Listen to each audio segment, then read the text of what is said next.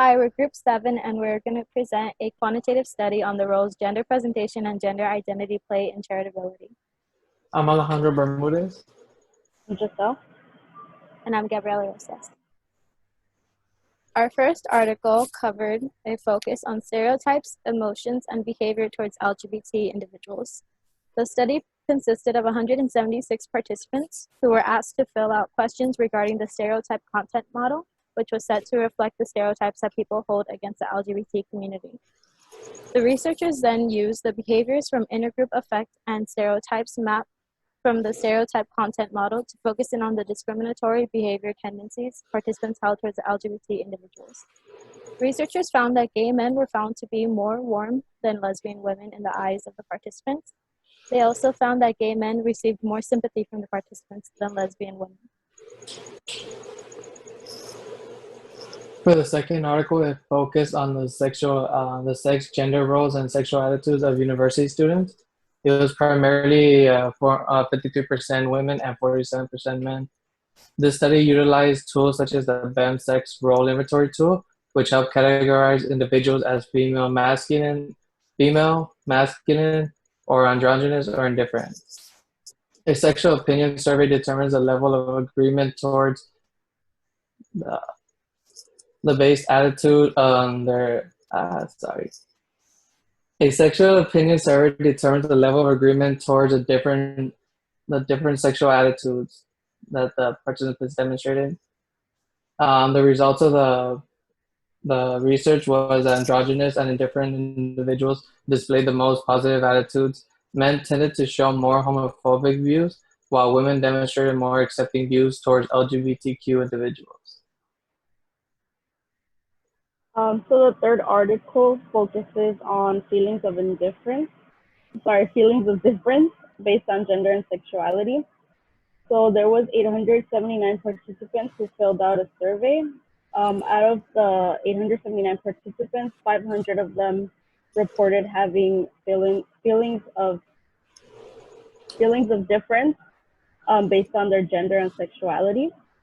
This study found that non-heterosexual adults have more feelings of difference than heterosexual adults, and non-heterosexual women have more feelings of difference than heterosexual women. And also non-heterosexual men experience more feelings of difference than heterosexual men. For operational definitions, our first independent variable was identity presentation.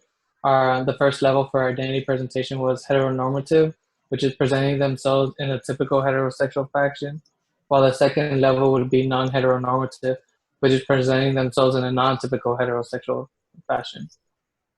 Our second independent variable would be gender, and the levels would be male or female, while our dependent variable is the amount of money donated to the GoFundMe account.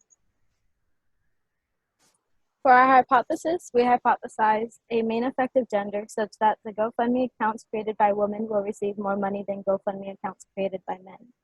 We hypothesized a main effect on identity presentation such that GoFundMe accounts that present heteronormative identities will receive more money than GoFundMe accounts that present non-heteronormative identities.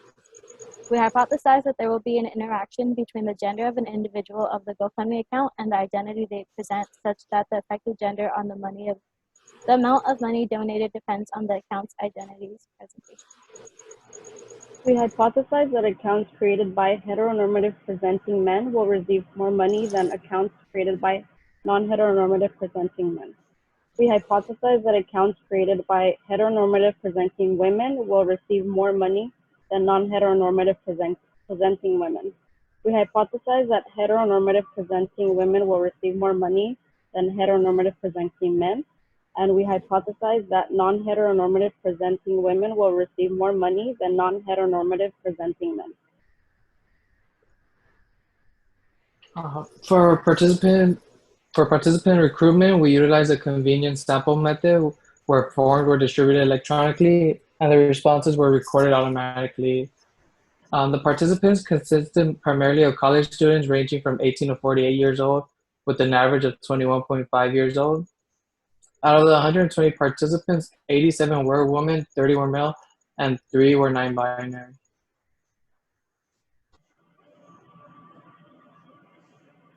For our vignette, we used a scenario where the participants will imagine themselves as business owners of a successful shop. With high levels of sales, their company has been informed that they need to pay back $75 in taxes, or they can use the money to donate it to an organization. And so in the scenario, they're scrolling through Twitter and they come across a GoFundMe link. And in the vignette, and the GoFundMe link is of a college student named Alex, which has recently graduated from a bachelor's degree and is hoping to pursue a master's degree. Alex states that the master's program can easily drive an individual into debt, and the family is unable to support the financial means of the education. That is why they created the GoFundMe account. As the participants, they will have be given the option to choose between $0, $15, $30, $45, $60, or $75 to donate to Alex. For the results, we found that there is a main effect of gender, such that GoFundMe accounts created by women received more money than accounts created by men. There was also a main effect of gender identity, such that non-heteronormative identities received more donations than heteronormative identities. There is a significant interaction of gender and identity presentation shown on the figure to the right.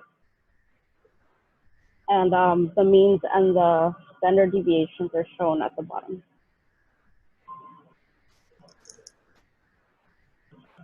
For the simple effect, we found for A compared to B, we found that there was more money donated to non-heteronormative women than heteronormative women. And then for C compared to D, we found that there was more money donated to non-heteronormative men than heteronormative men. For A compared to C, we found that there was more money donated to heteronormative men than heteronormative women. And then for B compared to D, we found that more money was donated to non-heteronormative women than non-heteronormative men.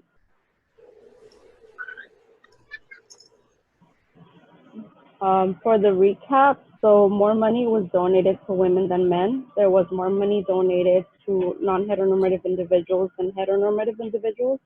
More money was donated to non-heteronormative men than heteronormative men, and there was more money donated to non-heteronormative women than heteronormative women. Limitations and future directions. The participants in our research were, the majority of our participants were female, therefore we did not have an equal representation between men and women in our population. A stratified sample can help provide a better representation of the population, so that's a suggestion for future researchers. Other demographic factors can be responsible for our results, such as religious affiliation, so they should take that into account. Future researchers can add additional demographic questions to account for these bias. Future researchers can alter the scenario presented in the GoFundMe scenario to see if the reason behind fundraising alters the amount of money one is willing to donate. Implications and final conclusion. Our study implied that women are more likely to receive larger donations than men. Non-heteronormative individuals are more likely to receive donations than heteronormative individuals. Presentation has an influence in the amount of money that people are willing to donate, and gender can influence how much money people are willing to donate, if any amount at all. Our final conclusion was people are more willing to donate to women and or non-heteronormative people. That concludes our presentation. Thank you.